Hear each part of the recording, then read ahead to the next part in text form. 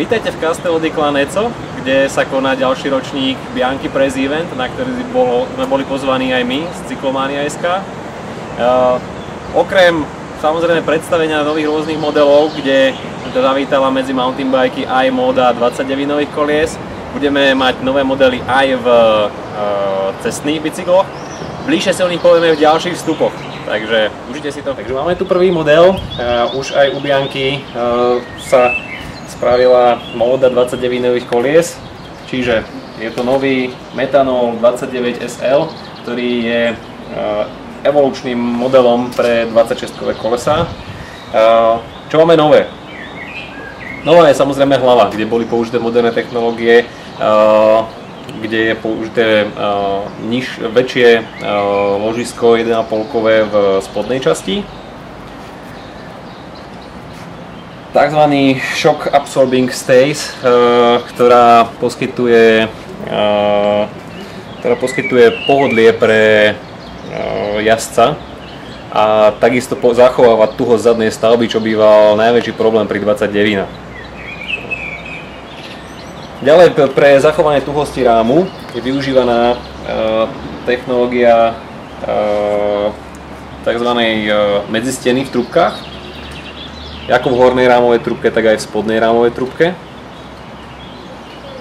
A taká čerešnička na torte, ktorá je využívaná, je titánová mriežka, ktorá slúži na ochranu pred odletujúcimi kameňmi od predného kolesa, ktorá siaha približne od týchto miest až po stredové zloženie a chráni karbónový rám pred prerazením. Samozrejmosťou je stredové zloženie BB30, ktoré taktiež v spolupráci s celkovou stavbou zadnou, ako sú už celokarbonové pätky a napríklad aj post-mount adaptér pre zadnú kotúčovú brzdu, zachováva tuhosť bicykla a poskytuje jazdcovi maximálny výkon a maximálnu reaktivitu.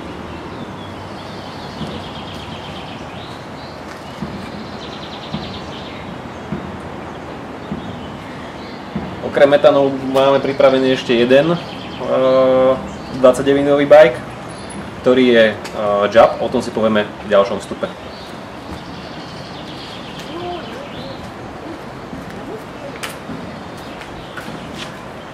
Druhým 29-novým modelom, ktorý má Bianchi od roku 2012 k dispozícii, je model Jab na veľkých obručiach.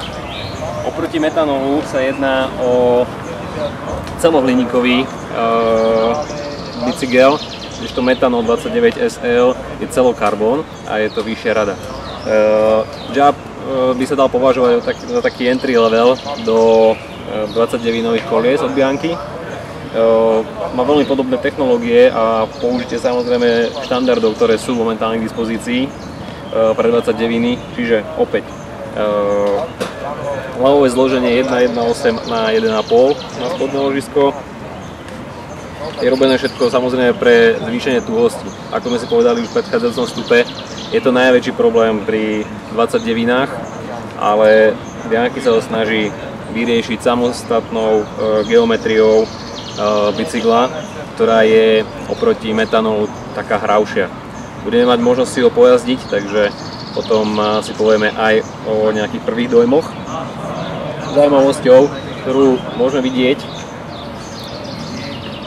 je post-mount adaptér na zadnej stavbe, ktorý pri celohliníkových bicykloch nebýva takým štandardom. Samozrejme je spodná časť zadnej stavby robustnejšia než vrchná, čo prináša väčšie pohodlie pre jazdca.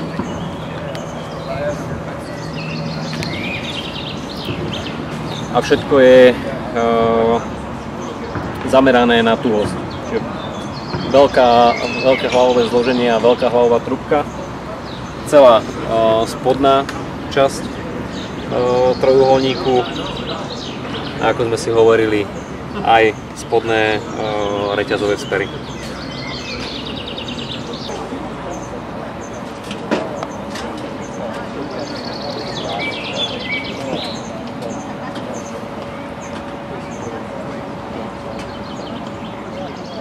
Pred sebou máme Metanol SL2, čo je nový model staršieho metanolu celokarbonového bajku od Bianchi. Pre rok 2012 prešiel drobnými úpravami, ktoré možno nie sú až na prvý pohľad také viditeľné, ale sú podstatné.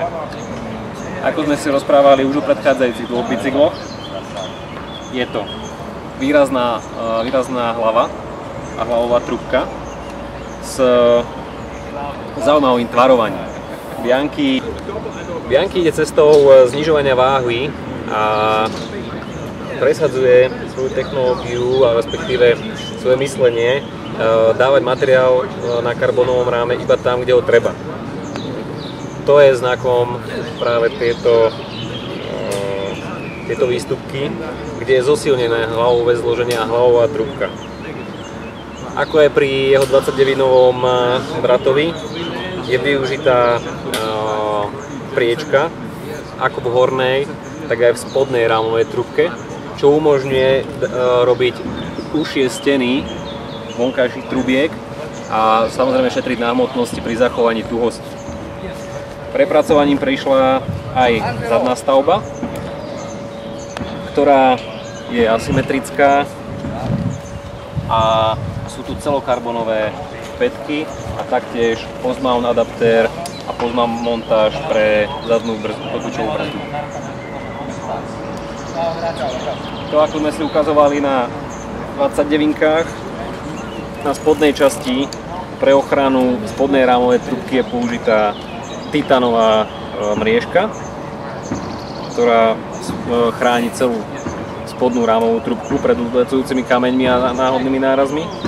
A samozrejme vystúžená a spevnená stredová časť v stredovom zložení, kde je taktiež využité obratie materiálu na miesta, kde ho není treba a použitie tam, kde jeho využitie je dôležité. Taktiež veľkosť stredového zloženia už teraz štandardu BB30 je samozrejmosťou.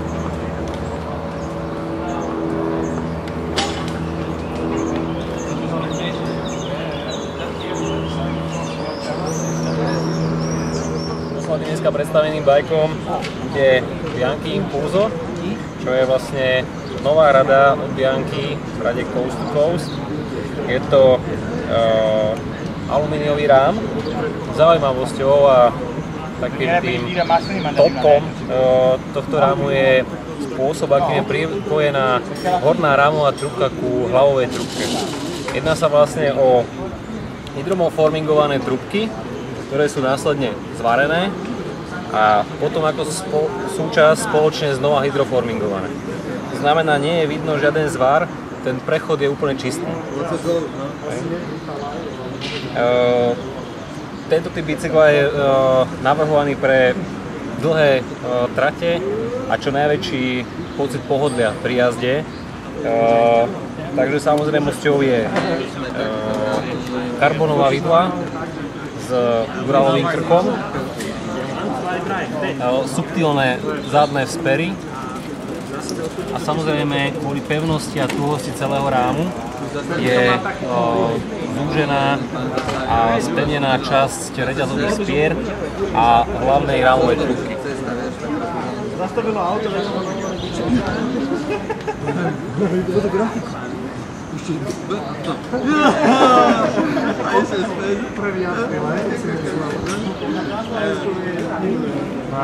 Ještě by ti za to ale možná, jak si vlastně sempre zodpovědný